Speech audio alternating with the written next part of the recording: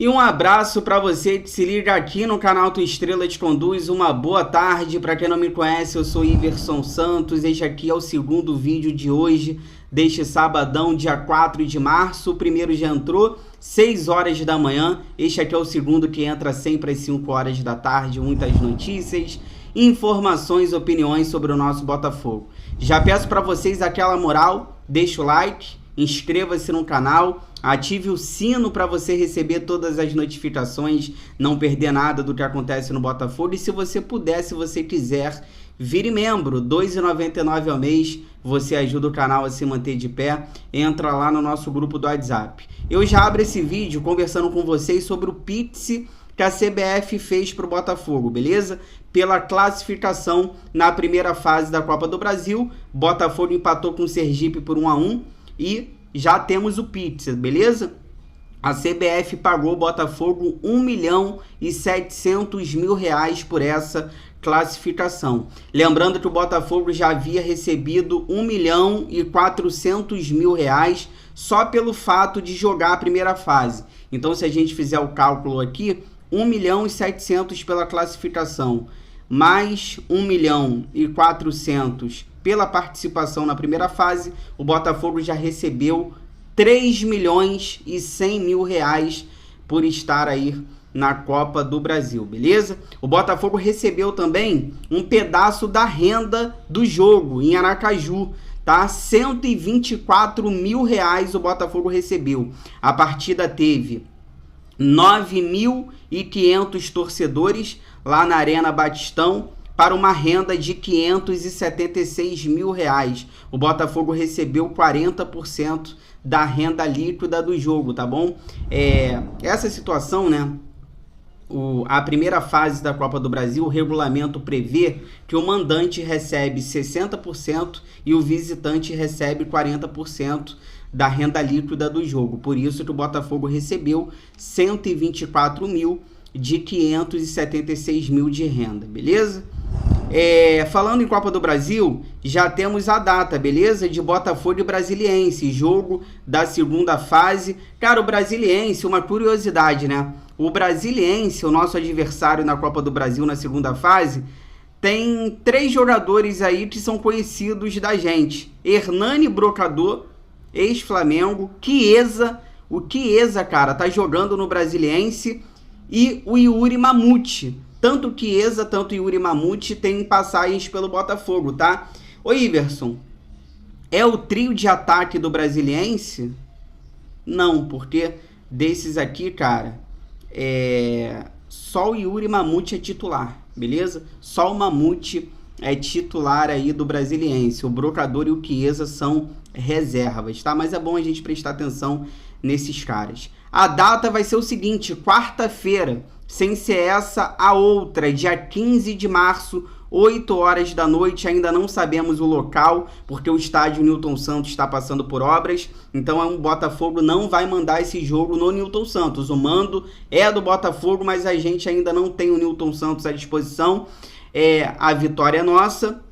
Jogo único, empate na segunda fase é pênalti, beleza? Se der empate, pênalti. Vitória é nossa e derrota, a gente está eliminado porque é jogo único. Então, quarta-feira, 15 de março, sem ser essa quarta, outra, 8 horas da noite. Vamos ver aonde o Botafogo vai mandar esse jogo aí. Volta Redonda, São Januário, Maracanã, Brasília, Minas. O Botafogo vai ter que decidir aí essa situação. O Globoesporte.com fez um levantamento, né, de aproveitamento de pontos na temporada até aqui, 2023, dos clubes da Série A.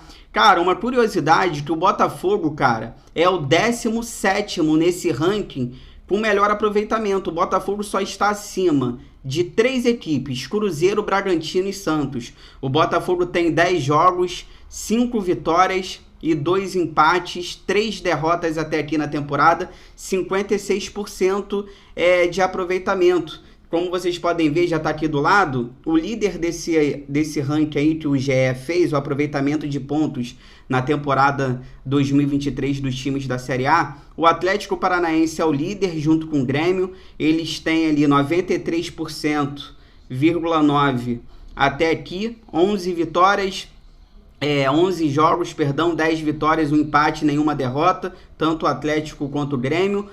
Terceira colocação está o Cuiabá. O Cuiabá na temporada até aqui tem 90% de aproveitamento, 10 jogos.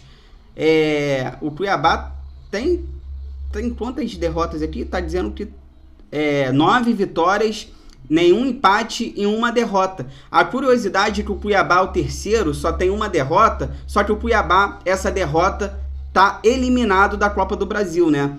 O quarto colocado nesse ranking é o Palmeiras, que tem 83% de aproveitamento, 12 jogos, 9 vitórias, 3 empates, nenhuma derrota. O Fortaleza é o quinto, 79%, 13 jogos, 10 vitórias, um empate, 2 derrotas. O Goiás é o sexto, 78% de aproveitamento, 14 jogos, 10 vitórias, 3 empates, uma derrota. O Atlético Mineiro é o sétimo, 77% de aproveitamento, 9 jogos, 8 vitórias, 3 empates, nenhuma derrota. O Fluminense é o oitavo com 70%, 9 jogos, 6 vitórias, um empate, 2 derrotas. O Internacional é o oitavo com 70%, 9 jogos, 5 vitórias, 4 empates, nenhuma derrota. O Coritiba é o décimo, 69% de aproveitamento, 12 jogos, 7 vitórias, 4 empates, apenas uma derrota. O Flamengo é o 11º, só tem 69% de aproveitamentos,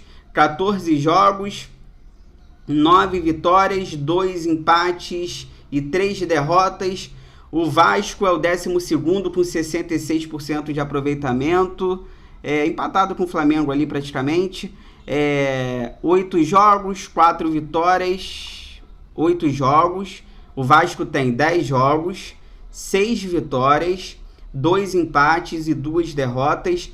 O América Mineiro é o 12º com 66, 15 jogos, 9 vitórias, 1 empate e 5 derrotas.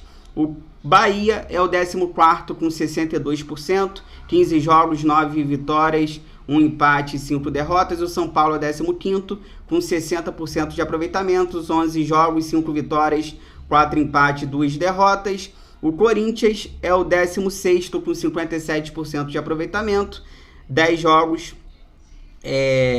5 vitórias, 4 empates e 2 derrotas. O Botafogo é o 17º, já passei os números do Botafogo. O Cruzeiro é o 18º com 52%, 7 jogos, 3 vitórias, 2 empates e 2 derrotas. O Bragantino é o 12º com 50% de aproveitamento, 12 jogos até aqui, 5 vitórias, 3 empates e 4 derrotas. E o Santos é o lanterninha aí dos clubes da Série A de pontos até aqui na temporada, 47% de aproveitamento, 12 jogos, 4 vitórias, 5 empates e 3 derrotas, beleza?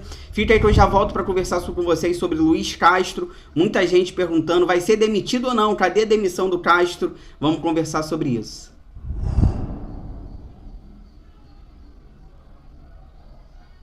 Voltando aqui pra gente finalizar, deixa o like, inscreva-se no canal e compartilhe esse vídeo aqui nos grupos do WhatsApp pra gente continuar crescendo cada vez mais. Eu conto com a ajuda de vocês. Olha, eu venho recebendo muita pergunta em relação a esse tema e eu vou responder agora. Iverson, Castro vai ser demitido? Cadê a demissão do Castro? Gente, primeiro a gente tem que entender uma coisa, é muito difícil a demissão do Castro. Primeiro, ele tem contrato até o final do ano com o Botafogo.